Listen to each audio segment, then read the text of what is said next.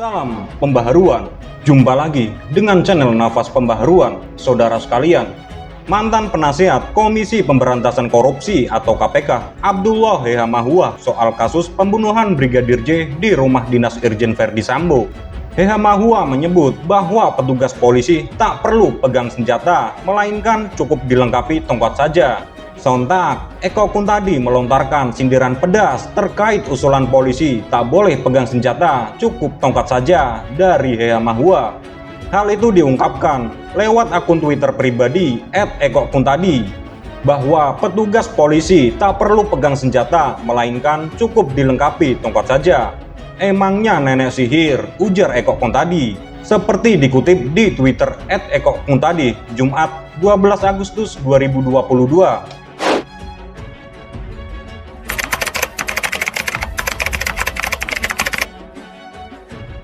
Di lain kesempatan, Direktur Eksekutif Komite Pemberantasan Mafia Hukum atau KPMH, Habib Mu'annas Al-Aidid, memberikan sentilan keras kepada bekas mantan penasihat Komisi Pemberantasan Korupsi atau KPK, Abdullah Hehamahua.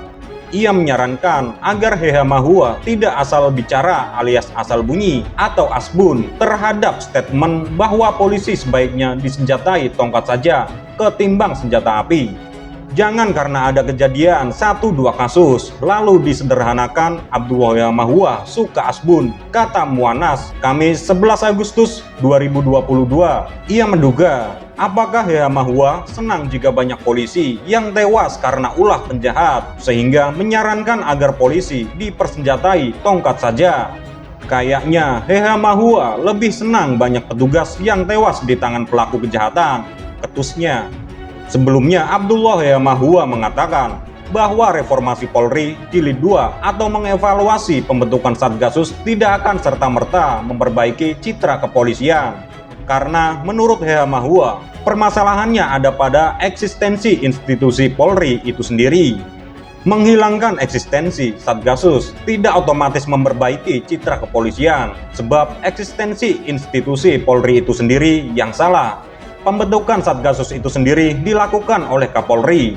Dan apakah Kapolri berani lakukan hal tersebut tanpa sepengetahuan Presiden? Tanya Hehamahua, Rabu 10 Agustus 2022. Hehamahua justru menyarankan agar keberadaan institusi Polri tidak lagi di bawah Presiden, melainkan berada di Kementerian Dalam Negeri. Praktik ini, kata dia, sudah dilakukan oleh mayoritas negara-negara di dunia. Jadi, hemat saya, pertama, kepolisian ditempatkan di bawah Kementerian Dalam Negeri, seperti yang dilakukan di mayoritas negara-negara di dunia, ujar Hehamahua. Kedua, anggota polisi tidak lagi memiliki senjata karena institusi adalah institusi sipil, bukan militer. Mereka cukup dilengkapi tongkat seperti di negara lain di dunia. Senjata mereka yang ada sekarang diserahkan ke TNI, tuturnya. Ketiga, rekrutmen anggota polisi dilakukan sebagaimana dengan proses pengadaan PNS atau ASN. Bila perlu, rekrutmennya sama seperti rekrutmen pegawai KPK. Demikian pendapat saya, tutupnya. Seperti diketahui, terkait kasus pembunuhan Brigadir J, tim penyidik Bareskrim Polri telah memeriksa Irjen Verdi Sambo sebagai tersangka pembunuhan Brigadir J pada Kamis 11 Agustus 2022. Pemeriksaan terhadap mantan Kadif Propam Polri itu berlangsung selama 7 jam, mulai pukul 11.00 hingga 18.00 waktu Indonesia Barat di Makobrimob, Kelapa II, Kota Depok. Melalui telekonferensi pers, Dirtipidum Bareskrim, Brigjen Andirian Jayadi mengungkapkan bahwa Verdi Sambo mengaku secara terang-terangan bahwa dirinya menghabisi nyawa Brigadir J karena emosi. Verdi Sambo menyebut bahwa perlakuan Brigadir Yosua Huta Barat atau Brigadir J telah melukai harkat dan martabat keluarganya. Verdi Sambo dijerat pidana dengan ancaman hukuman mati usai ditetapkan sebagai tersangka dalam kasus pembunuhan Brigadir Nofriansah Yosua Huta Barat atau Brigadir J.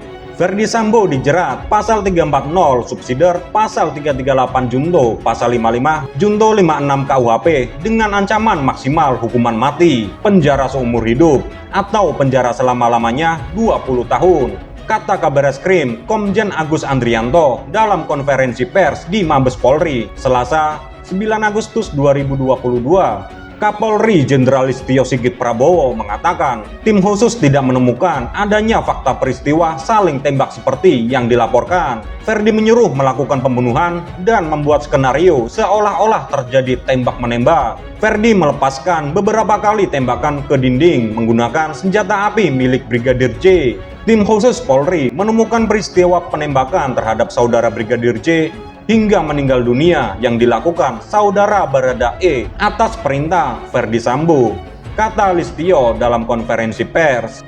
Motif pembunuhan masih didalami polisi. Adapun selain Sambo, penyidik lebih dulu menetapkan 3 tersangka dalam kasus kematian Yosua.